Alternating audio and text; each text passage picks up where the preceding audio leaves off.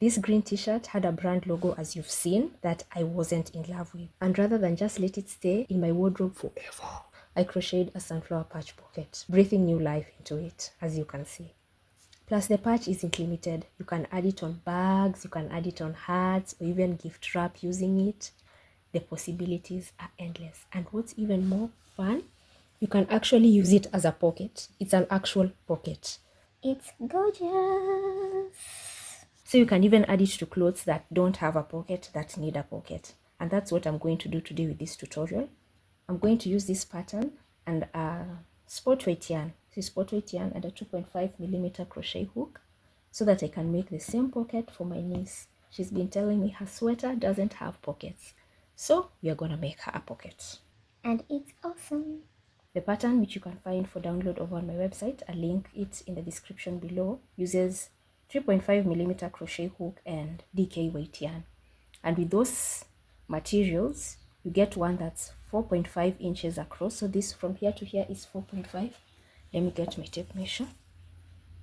You see, it's 4.5 inches across, and the depth at the sharpest point is 5 inches. So this works really well, as I've said, on your clothes, on your bags, as a statement piece. But you can make it, try out different yarn weights or hook sizes to see what fits. You can even use chunky yarn if you want. If you really want it to be a statement piece, I think chunky yarn would do. But go ahead and experiment and let me know in the comments what yarn weight and what hook size you decided to use and how big your pocket ended up being. So anyway, let's get into it. As I've said, in this tutorial, we're going to use sport weight yarn and a 2.5mm crochet hook. And for this one, you're going to use one color. We're not going to do color changes every round, but it's still going to be the same pattern. So the first thing that you want to do is to chain 4. So you're going to chain 4, 1, 2, 3, 4, and join it to the first chain to form a ring. You can alternatively use a magic ring, of course, and I have a tutorial for it. I'll link it up here and in the description box. So after you join to form a ring, you're going to work 14 double crochets into this ring. So we are going to first chain 3, which counts as our first double crochet, then work 13 more into the ring. 3, 4, 5, 6, 7, 8, 9, 10, 11, 12, 13, 14. And when you get to the end, you're going to join to the third chain of your beginning chain 3. And here is your first round. Look at that. For round 2, we are going to make puff stitches. Maybe I'll just bring the t-shirt back here so that you can see as we move along. So for round, this was our first round, and for our second round, we are going to make these ones over here, the puff stitches. So what you're going to do is, if you are going to make a color change, you'll snip off this yarn and join a new color to any of the double crochets from the first round. So as you're still using one color, I'm going to continue and chain 1. I'm going to yarn over, insert my hook into that first stitch and pull up a loop. Now I have 3 loops on my hook. I'm going to repeat this 3 times. So that's the first, second, third time. And after this, you should have 7 loops on your hook. You chain, you yarn over and pull through all 7 and chain 1. So again, yarn over, insert, pull 1, yarn over, insert, pull 2, yarn over, insert, pull 3. And you're going to have 7 loops on your hook, yarn over and pull through all, and you chain 1. Yarn over, insert, 1, 2, 3, yarn over and pull through all, chain 1. You're going to repeat this all throughout the round. 1, 2, 3, chain 1 and pull through all, 1, 2, 3, yarn over and pull through all, chain 1, 1, 2, 3, yarn over and pull through all, and chain 1. Don't forget the chain 1 because it secures the puff stitches.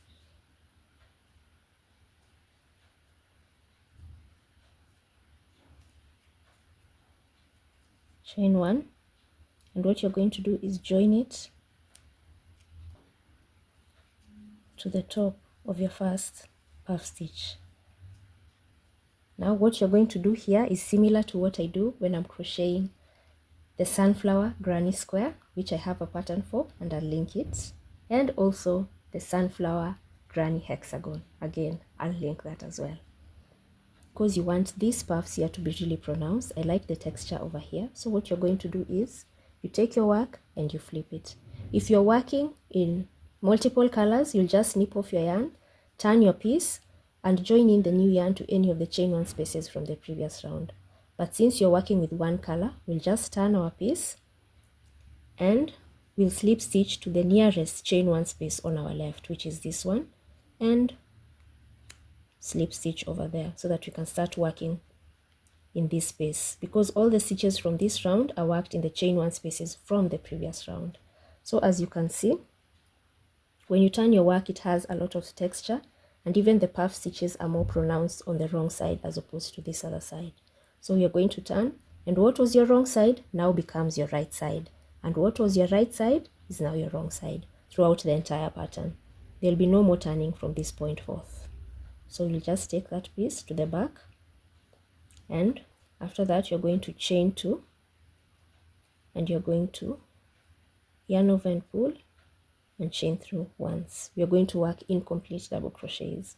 So you yarn over, insert through the same, and pull through 2 loops, yarn over, insert through the same, and pull through 2 loops. On your first stitch you should have 4 loops on your hook. So 1, 2, 3, 4. When you get to 4 loops, you yarn over, pull through all of them, and chain 2. So for the pattern that you'll repeat for the entire round, you yarn over, insert into the chain 1 space, yarn over, pull through 2, yarn over, pull through 2 loops, yarn over, pull through 2 loops, and then yarn over and pull through 2. For this part and for all the other stitches in this round, you'll have 5 loops on your hook. But you see over here we have 1, 2, 3, 4 stitches, but 5 loops. So you'll yarn over and pull through all loops. Then you'll chain 2. Again, yarn over, insert through the chain 1 space, yarn over, pull through 2. Work 4 of these incomplete double crochets into that chain 1 space. So this is the first one, the second one, the third one, and the fourth one. Again, 5 loops on your hook, yarn over and pull through all 5 and chain 2. So this is what you'll do for the entire round. You'll work these clusters into the chain 1 space. 1, 2, 3, 4. Yarn over, pull through all, then chain 2. Once more, you're pulling through 2 loops. 1, pull through 2 loops, 2, yarn over and pull through 2 loops, 3, then yarn over and pull through 2 loops, 4. When you have 5 loops on your hook, you yarn over and pull through all of them, then you chain 2 to secure it. And you're going to repeat the same pattern throughout the entire round.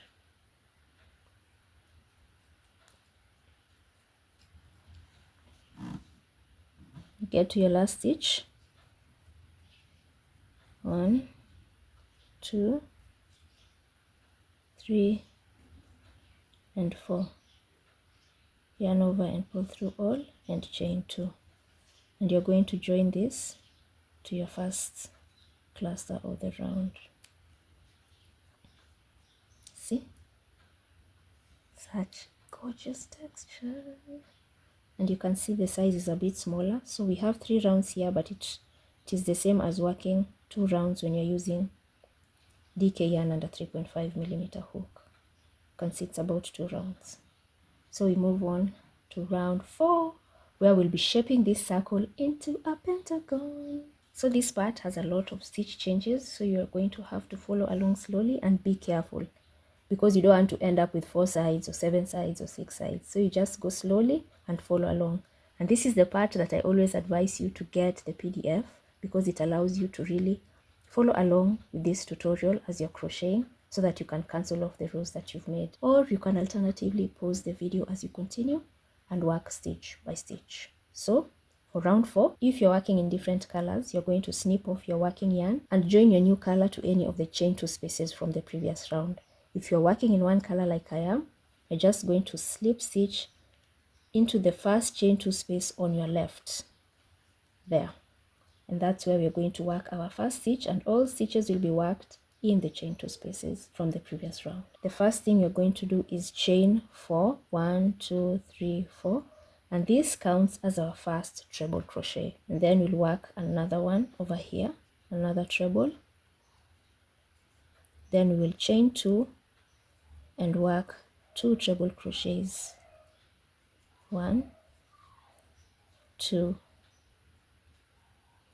all in the same space, and this is our first corner. In the next 2 spaces you're going to work 3 half double crochets. So you move from a treble to a half double crochet. So 1 2 3 half double crochets in that first space, and in the next space you work 3 half double crochets. And then in this next space you're going to work 2 treble crochets, chain 2,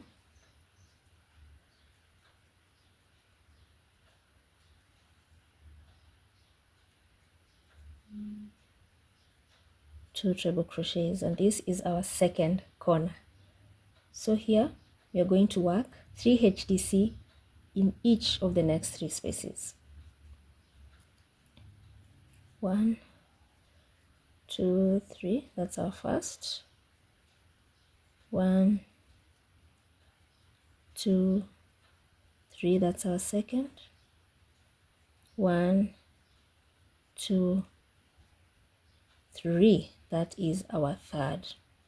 And now we work on our third corner. Again, 2 treble crochets, chain 2, 2 treble crochets, and then here we are going to work half double crochets in each of the next 2 spaces, 3 half double crochets. Then we'll move on to making our fourth corner. Remember, this is a pentagon, so we need 5 corners. So this is our fourth.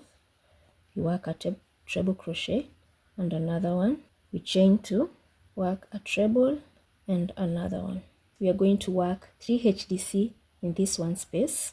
Then we'll work our 5th corner in this space, which is 2 treble crochets, chain 2, 2 treble crochets. In our last space you're going to work 3 half double crochets and join to the 4th chain of the beginning chain 4 to complete that round. As you can see, there is the pentagon. It has formed, though a bit wonky, but it's there. Compared to the other one, you see how small it is? So our 5th and final round is going to be made of double crochets throughout, and you're going to work in the spaces from the previous round. So again, if you're using different colors, you're going to snip this off and join in your new color. If you're using one color, you're going to slip stitch into that first corner space right there. And what you're going to do for this round is, for the corner spaces you're going to work 2DC, chain 2 and 2DC, and for every other space you'll work 3 double crochets, as you can see over here. The corner spaces are 2DC, chain 2, 2DC, and for each of the other spaces you're going to just work 3 double crochets. So let's start with our first corner with chain 3, which counts as a double crochet, chain 2, then you double crochet there. Then you move on to the next space, you work a 3DC, next space 3DC, next space.